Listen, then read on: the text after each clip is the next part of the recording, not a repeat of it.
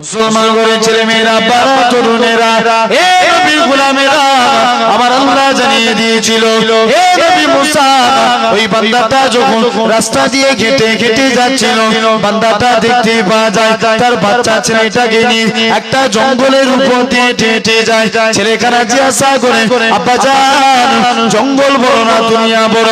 বাপখানা কাঁদে আর বলে, ও বাবা ছেলে, দুনিয়া বড়। ছেলে আবার জিজ্ঞাসা করে, আব্বা জান, দুনিয়া বড় না আসমান বড়? ছেলেকে বাপ আবারও বলতে লাগে, ওগো বাবা ছেলে, দুনিয়ার থেকে আল্লাহর প্রথম আসমান বড়। ছেলে আবার জিজ্ঞাসা করে, আব্বা জান, প্রথম আসমানের থেকে কি বড়? ছেলেখানা জিজ্ঞাসা করে, আব্বা জান, প্রথম আসমানের থেকে দ্বিতীয় আসমান বড়। ছেলে আবারও জিজ্ঞাসা করে, এরকম ভাবে সাতবক আসমান বড়। ও যুবকেরা, ও নবীর গোলামেরা, ছেলেখানা আবারও জিজ্ঞাসা করে, আব্বা জান, সাতবক আসমানের থেকে কি বড়?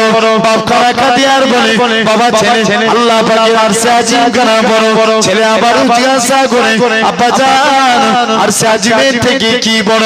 বাপখানা কাঁদে আর বলে, বাবা ছেলে, আরশে আজিমের থেকে আমি তোর বাপ, আমার গুনাহখানা বড়। ছেলে আবারও জিজ্ঞাসা করে, আব্বা জান, আপনার গুনাহ থেকে কি বড়? ও যুবকেরা, ও নবীর গোলামেরা, বাপখানা এমন সময়তে বলতে লাগে, ও বাবা ছেলে, ও বাবা ছেলে, আমার গুনাহ থেকে আমার আল্লাহ পাকের রহমতখানা বড়।